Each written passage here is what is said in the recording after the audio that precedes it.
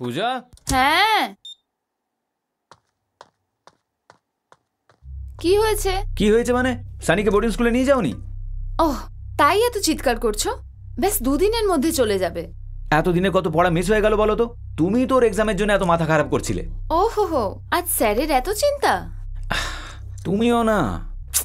ওফো, please গিয়ে change করে নাও না, খুব খিদে পেয়েছে। পুরো মুডটাই খারাপ করে দিল। মুড নষ্ট হয়ে গেল।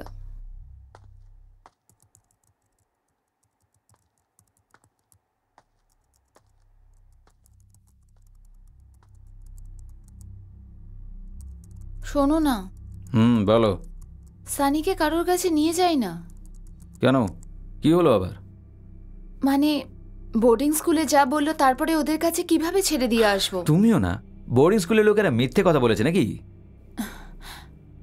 তুমি তো কালকে বলছিলে যে তোমার ছেলে সানি শুধরে গেছে, আবার কি হলো?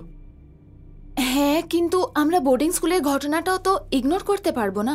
কাম অন পূজা, সেই রাত্রে তুমিও দেখেছিলে পুরো মুখে পাউডার মেখেছিল। ওই রকমই কিছু একটা করেছিল হয়তো ওখানে। ওর সাথে কয়েকদিন থেকে না তোমারও কিছু হয়ে গেছে। হয়েছে। কি? শুধু ওর সাথেই না, আমার সাথেও। কি হয়েছে? আবার কি করলো?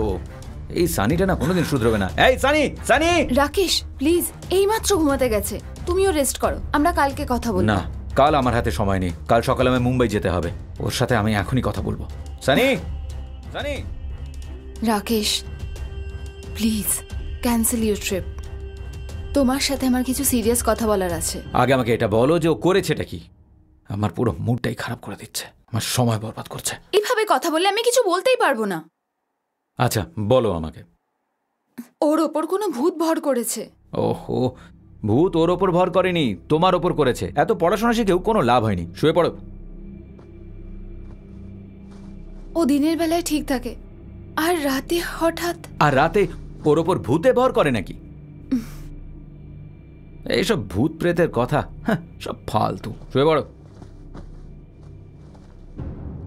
কালকে দেখা যাবে ওর সাথে কি করা যায়।